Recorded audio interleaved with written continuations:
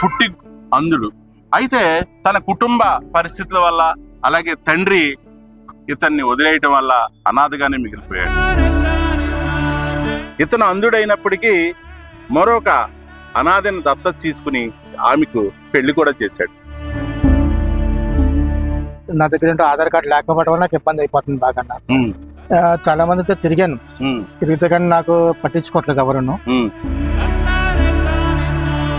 ఒకసారి కానీ రూట్ చూసుకుంటే అడుగు లెక్క పెట్టి వెళ్ళిపోతుంటారు. అడుగుల లెక్కని బస్సు అది ఎక్కుతారు. ఎక్కేస్తాను. ఇంటికాడ నుంచి మీరు బస్ స్టాండ్ కి ఎలా వస్తారు? అడుగు లెక్క తీసుకుంటాను. కూడా దొంగతనం జరిగింది 3 సార్లు జరిగింది. ఇప్పుడు సార్ మన సంక్రాంతి కూడా జరిగింది సార్. ఇంట్లో 3 సార్లు మూడో సార్లు జరిగింది సార్. అవి ఎత్తుకెళ్ళిపోయింది. నాకు దాని గురించి కదా సార్. బియ్యం పంపేశారు, నూనె పంపేశారు. మా ఇంట్లో పసుపు గారం అన్ని పంపేసి వెళ్ళిపోయారు. ప్రభుత్వ వైపు నుంచి కోరుకుంటే సార్ ఒక ఆధార్ కార్డు, ఒక బ్యాంక్ అకౌంట్, నాకు ఒక బస్ పాస్ ఇప్పిస్తే చాలు సార్. నమస్తే, వెల్కమ్ టు సుమన్ టీవీ. నేను మీ సీతారామరాజు. మనం ఈ మధ్య కాలంలో వచ్చిన రాజా ది గ్రేట్ సినిమా చూసే ఉంటాం. రాజా ది గ్రేట్ లో హీరో రవితేజ పుట్టు అంధుడిగా ఉంటాడు. అయితే అతను సినిమా హీరో కాబట్టి ఆ సినిమాలో చాలా చేజులు చేస్తాడు, ఫైట్లు చేస్తాడు, జీవితంలో చాలా ఎదిగిపోతాడు. అదంతా సినిమా. కానీ వాస్తవ రూపంలో కూడా సమాజంలో చాలా మంది ది రాజా గ్రేట్ లాంటి అంధులు చాలా మంది ఉన్నారు. మన ముందున్న ఈయన పేరు మట్టా శ్రీనివాసరావు. పుట్టి అంధుడు. అయితే తన కుటుంబ పరిస్థితుల వల్ల అలాగే తండ్రి ఇతన్ని వదిలేయటం వల్ల అనాథగానే మిగిలిపోయాడు. ఎక్కడెక్కడో తిరిగాడు. ఎన్నో బతకటం కోసం బతుకు జీవుడా అంటూ రాష్ట్రాలే తిరిగాడు. చివరికి తెలుగు రాష్ట్రానికి పరిమితం అయిపోయాడు. ఇక్కడ తాడేపల్లిగూడెంలో నివాసం ఉంటున్నాడు. నిత్యం పోరాటమే, జీవితమే ఒక పోరాటం అయిపోయింది. ఇతను చూస్తే ఇతని కట్టు బొట్టు వ్యవహారాలు అన్నీ కూడా ఒక సినిమా హీరోలా తలపిస్తాయి. పైగా ఇతను నోరు తెరిచి ఎవరిని అడిగే పరిస్థితి కూడా ఉండదు. అలా గంటల పాటు నిలబడే ఉంటాడు. ఆ రోజు ఎవరైనా దయగల హృదయులు ఇతనికి ఏదైనా సాయం చేస్తే ఆ సాయంతో బతుకుతాడు. ఇతను అంధుడైనప్పటికీ మరొక అనాథని దత్తత తీసుకుని ఆమెకు పెళ్లి కూడా చేశాడు. చూసారా హృదయం? అటువంటి వానికి ఇప్పుడు ప్రభుత్వ సాయం అందటం లేదు. అతని మాటలోనే విందాం. అతనికి జరిగిన అన్యాయం ఏంటి, అతనికి రావాల్సిన సాయం ఏంటి. నమస్కారం అండి శ్రీనివాసరావు గారు. ఏంటి మీ నేపథ్యం ఏంటి? అసలు మీరు చూస్తే చాలా స్టైలిష్ గా రోడ్డు మీద కనిపిస్తారు. ఎవరిని కూడా భిక్షాటన అడగరు. ఏంటి మీ పరిస్థితి? ఎట్లా ఉంటుంది జీవన విధానం అంటే సార్, నా చిన్నప్పటి కానీ ఇదే పరిస్థితి అన్నది. నాన్నగారు చచ్చిపోవడం వల్ల నాకు ఇబ్బంది అయిపోయింది బాగా. మా అమ్మగారు చనిపోవడం వల్ల నాకు నా దగ్గర ఏంటో ఆధార్ కార్డు లేకపోవడం వల్ల నాకు ఇబ్బంది అయిపోతుంది బాగా.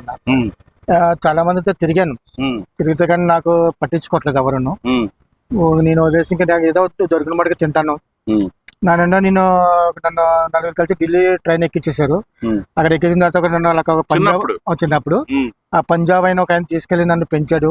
నా శుభ్రం ఏంటంటే ఈ కట్టు బట్ట ఏంటంటే ఆయన ఎలా నీట్గా ఉండాలో, మనిషి ఎలా నేర్పాలి, ఎలా నడవాలి ఆయన నాకు నేర్పాడు. ఎవరితో ఎలా మాట్లాడాలి, ఎలా నుంచోవాలి, ఎలా స్టైల్ ఉండాలి, పంజాబ్ అని నేర్పాడు. నువ్వు కట్టు బట్టు కూడా నీట్ గా ఉంటేనే నిన్ను ఎవరైనా ఆదరిస్తారు, సమాజంలో మంచిగా ఉంటుంది. నువ్వు అలా గలీజ్గా ఉంటే నీకేం లాభం లేదు నీకు. ఆయన మొత్తం అన్ని నాకు నేర్పారు. ఎలా ఉండాలి, ఎలా చేసుకోవాలి, నీ పని నువ్వు ఎలా చేసుకోగలివి, ఇన్ని అడుగుల్లో ఏం వస్తుంది లెక్క పెట్టేసుకో. అడుగులు లెక్క పెట్టుకుంటూ వెళ్ళిపోతుంటాను. ఒకసారి కానీ రూట్ చూసుకుంటే అడుగు లెక్క పెట్టి వెళ్ళిపోతుంటాను. అడుగుల లెక్కని బస్సు అది ఎక్కేస్తాను. ఇంటికాడ నుంచి మీరు బస్ స్టాండ్ కి ఎలా వస్తారు? అడుగు లెక్క తీసుకుంటాను. ఇంట్లో అంటే ఇంట్లో పని ఇంట్లో చేసుకుంటాం. ఇలా చేతి అలవాట్లు కాబట్టి మనకి తక్కువ చేసుకుంటాం. ఇంకా బయటకు వస్తాం అడుగు లెక్క తీసుకుంటాం. ఒకసారి ఒంట్లో బాగుంటే వెళ్తాను లైన్ కి, లేకపోతే ఇంక ఇంట్లోనే ఉంటాను. వారంలో 5 రోజుల పాటు మీరు ఎట్లా 5 రోజులు 4 రోజులు తిరుగుతుంటాను. తిరిగి సాయం కోసం తిరుగుతుంటాను. ఒక పక్కన నుంచుంటాను. ఎవరైనా ఇస్తే తీసుకుంటాను. భోజనం పొట్లు ఇచ్చినా తీసుకుంటాను. 2 పొట్లు, ఎండాకాలం అయితే 2 పొట్లు అయితే తీసుకోను, 1 పొట్లు తీసుకుంటాను. నేను సాయంత్రానికి ఎండాకాలం పాడైపోద్ది. చలికాలం అయితే తీసుకుంటాను 2 పొట్లాలు. పొద్దున ఒకటి, సాయంత్రం సరిపోద్ది మనకి. లేకపోతే ఇప్పుడు అన్న క్యాంటీన్ ఉంది కాబట్టి అన్న క్యాంటీన్కి వెళ్ళిపోతాను. ఒకసారి చూస్తే స్కానర్ కనిపిస్తుంది. ఈ స్కానర్ బ్యాంక్ అకౌంట్ లేదంటున్నారు, ఎట్లాగా? ఇది వేరే వాళ్ళ ద్వారా అకౌంట్ తీపించుకున్నాను. వేరే వాళ్ళది, నాది కాదండి. మరి వాళ్ళు డబ్బు ఇస్తారా మీకు? వాళ్ళంటే నాకు ఈ ఫోన్ పే ద్వారా చేపించేసుకున్నారు కదా. నాకు ఇంకా ఫోన్ పేలో ఉంటాయి డబ్బులు.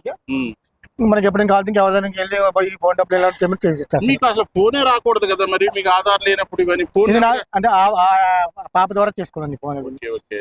మళ్ళీ ఫోన్ కూడా ఏదో మోసం జరిగింది అన్నారు, మీరు ఇంట్లో కూడా దొంగతనం జరిగింది. 3 సార్లు జరిగింది ఇప్పుడు సార్. మన సంక్రాంతి కూడా జరిగింది సార్. ఇంట్లో 3 సార్లు మూడో సార్లు జరిగింది సార్. మీరు ఇలా భిక్షాటన చేసి తెచ్చుకున్న డబ్బు కూడా దొబ్బేశారు. చిల్లర అక్కడ చిరిగిపోయిన నోట్లు ఉంటాయి కదా సార్, అవి దాచి పెడతాను పక్కనే, అవి కూడా ఎత్తుకెళ్ళిపోయారు. అవి ఎత్తుకెళ్ళిపోయినాక దాని గురించి కదా సరే బియ్యం పంపేశారు, నూనె పంపేశారు. మా ఇంట్లో పసుపు గారం అన్ని పంపేసి వెళ్ళిపోయారు. అంటే మీ మీద ఎవరైనా ఏదన్నా నాకు అర్థం కావట్లేదు సార్. మరి కంప్లైంట్ ఇచ్చారా? ఒకసారి కంప్లైంట్ పెట్టాం సార్ పోలీస్ స్టేషన్ కి. వచ్చారు వెళ్ళి ఇంకా మళ్ళీ పట్టించుకోలేదు వాళ్ళు. ఇంకా సరే ఇంకా మళ్ళీ 2వ సారికి జరిగిందా ఇంకా వాళ్ళు పట్టించుకోవాలి. 2వ సారి కూడా చెప్పలేదు నేను. మన సంక్రాంతి జరిగింది కూడా చెప్పలేదు సార్. మీకైతే ఆధార్ కార్డు లేదు? లేదు సార్, ఆధార్ కార్డు లేక నాకు ఇబ్బంది అయిపోయింది. దానికోసం తిరిగాను నేను. మన మంగళగిరి జనసేన పార్టీ ఆఫీస్ దగ్గర కూడా వెళ్ళొచ్చాను. పవన్ కళ్యాణ్ గారు కలవలేదు, మేనేజర్లు వాళ్ళు కలిశారు. లోపలికి వెళ్ళలేదు మిమ్మల్ని? లోపలికి అంటే లోపలికి కదండి, ఇక్కడ బయట గేట్ దగ్గర ఆఫీస్ ఉంది కదండి, అది అక్కడ చెప్పి ఎమ్మెల్యే గారికి పంపించారు ఇక్కడికి. ఇక్కడ ఎమ్మెల్యే గారిని అయితే కలవడం లేదు, ఇక్కడ మేనేజర్ కలిసాడు. పోయిన సంవత్సరం 24లో వెళ్ళాను సార్ అందరికి. అక్కడికి వెళ్ళిన తర్వాత ఇక్కడ పంపించారు నన్ను. ఇక్కడికి వెళ్ళిన తర్వాత నన్ను ఒక లెటర్ పంపించి ఇక్కడ ఆధార్ కార్డ్ సెంటర్ పంపించాడు ఆయన. వెళ్తే ఆధార్ చేశారు వాళ్ళు. చేస్తే కానీ అది అవ్వలేదు. అది అవ్వకపోతే సార్ వంశీ గారు మళ్ళీ అవ్వలేదు సార్ అని మళ్ళీ 2వ సారి కూడా వెళ్ళాను అందరికి. మళ్ళీ చేశారు పాపం ఆయన, అవ్వలేదు. అది కూడా అవ్వలేదు. ఇంకా నేను అవ్వదని వదిలేసి చదువుకోలేదు సార్. పుట్టింది అది లేదు మీకు? లేదు సార్, డేట్ ఆఫ్ బర్త్ లేకపోతే నాకు ఇబ్బంది అయిపోతుంది. ఇప్పుడు అన్ని ఇబ్బంది అవుతున్నాయి సార్. అది అడిగాను సార్. సార్ ఇలా అడిగితే మళ్ళీ నేను సంవత్సరం వెళ్ళలేదు సార్ వాళ్ళ దగ్గరికి. సంవత్సరం తర్వాత వాళ్ళకి మనకు ఫోన్ చేశారు మళ్ళీ నాకు. సంవత్సరం తర్వాత వెళ్తే మళ్ళీ అప్పుడు ఓటర్ కార్డు రాశారు నాకు. ఓటు అయితే ఉంది, ఓటు ఇప్పుడు వచ్చింది. ఓటు కార్డు ఇచ్చారు నాకు ఇప్పుడు అంటే ఇప్పుడు వచ్చింది ఓటు కార్డు. సంవత్సరం తర్వాత ఓటు కార్డు వచ్చింది నాకు. ఓటు కార్డు వచ్చిన తర్వాత మళ్ళీ 2వ సారి కలమన్నాడు ఆయన. 2వ సారి వెళ్తే అత్తమని దిగొస్తాను అరిసాడు ఆయన. సార్ నేను 3వ సారి రావడం మీ దగ్గరికి, సంవత్సరం తర్వాత వచ్చాను, మీ ఫోన్ చేస్తే పిలిచేది వచ్చాను, ఇది మళ్ళీ ఒకసారి రమ్మని వచ్చాను, అంత తప్ప నేను అత్తమని రాలేదు కదా సార్ మీ దగ్గర నేను అనుకోని ఇంకా బయటకు వచ్చేసాను అనమాట. ఇంకా మళ్ళీ అప్పటి నుంచి వెళ్ళలేదండి. ఇప్పుడు మీకు ప్రధానంగా ఆరోగ్య సమస్యలు ఏమైనా ఉన్నాయా? ఆరోగ్య సమస్య అంటే మొన్న పడిపోయింది సార్, అదే కొంచెం కాలు నొప్పి. ఇప్పుడు మీరు ఏం కోరుకుంటున్నారు ప్రభుత్వం వైపు నుంచి? ప్రభుత్వం వైపు నుంచి కోరుకుంటే సార్ ఒక ఆధార్ కార్డు, ఒక బ్యాంక్ అకౌంట్, నాకు ఒక బస్ పాస్ ఇప్పిస్తే చాలు సార్. ఈ ఫంక్షన్ అది కూడా కావాలి, ఇప్పిస్తే ఓకే తీసుకుంటాను. కానీ ముందు మెయిన్ మీకు ఒకవైపు చూస్తే ఫిజికల్ హ్యాండిక్యాప్డ్, మరోవైపు ఏమో ఇది కూడా అంధత్వం ఉంది కాబట్టి మీకు ఇబ్బంది. ఇప్పుడు అంటే కొంచెం వయసులో ఉన్నారు కాబట్టి తిరగలుగుతున్నాను. మరి వర్షాకాలం ఎలాగా మరి చేసుకోవాలంటే కష్టం కదా, అప్పుడు ఏం చేస్తారు? ఇప్పుడు డబ్బులు కొంచెం దాచి పెట్టుకుంటాను కదా సార్, అప్పుడు కొంచెం తింటుంటా. అదే అండి, మనం చూశారు కదా మన శ్రీనివాసరావు, ఏదో సినిమాలో నేను ఇందాక చెప్పినట్టు అడుగుల లెక్కన ఈయన జీవితం నడుస్తుంది తప్ప కడుపు నిండటం లేదు. అది కాక చూడండి, అతనే అంధుడు, భిక్షాటం చేసుకుంటూ పైసా దాచుకుంటున్నాడంటే అతని ఇల్లే దోచేశారంట. ఇదండి పరిస్థితి. ఎప్పటికైనా ప్రభుత్వం ఇటువంటి వారి పట్ల మానవీయ హృదయంతో ఆలోచించి ఏవైతే ఫెసిలిటీస్ ఉన్నాయో, ఒక ఆధార్ కార్డు కానీ ఇటువంటి పెన్షన్ వంటి సౌకర్యాలు కల్పిస్తే అతని జీవనం ముందుకు సాగుతుందనేది అందరికీ తెలిసిన విషయం. ఆ దిశగా ప్రభుత్వం కూడా అడుగులు వేయాలని మనం కూడా కోరుకుందాం. ఇది ఈనాటి ఎపిసోడ్. మరి ఎపిసోడ్ తో మేము ముందుంటా. పుట్టి అంధుడు అయితే తన కుటుంబ పరిస్థితుల వల్ల, అలాగే తండ్రి ఇతన్ని వదిలేయటం వల్ల అనాథగానే మిగిలిపోయాడు. ఇతను అంధుడైనప్పటికీ మరొక అనాథని దత్తత తీసుకుని ఆమెకు పెళ్లి కూడా చేశాడు. నా దగ్గర ఆధార్ కార్డు లేకపోవడం వల్ల నాకు ఇబ్బంది అయిపోతుంది బాగా. చాలా మందితో తిరిగాను, తిరిగితే కానీ నాకు పట్టించుకోవట్లేదు ఎవరును. ఒకసారిగానే రూట్ చూసుకుంటే అడుగులు లెక్క పెట్టి వెళ్ళిపోతుంటారు. అడుగులు లెక్కనే బస్సు అది ఎక్కేస్తాను. ఇంటికాడ నుంచి మీరు బస్ స్టాండ్ కి ఎలా వస్తారు? అడుగు లెక్క తీసుకుంటారు. కూడా దొంగతనం జరిగింది 3 సార్లు జరిగింది. ఇప్పుడు సార్ మన సంక్రాంతి కూడా జరిగింది సార్. ఇంట్లో 3 సార్లు మూడో సార్లు జరిగింది సార్. అవి ఎత్తుకెళ్ళిపోయినాక దాని గురించి కదా సరే బియ్యం పంపేశారు, నూనె పంపేశారు. మా ఇంట్లో పసుపు గారం అన్ని పంపేసి వెళ్ళిపోయారు. ప్రభుత్వం వైపు నుంచి కోరుకుంటే సార్ ఒక ఆధార్ కార్డు, ఒక బ్యాంక్ అకౌంట్, నాకు ఒక బస్ పాస్ ఇప్పిస్తే చాలు సార్.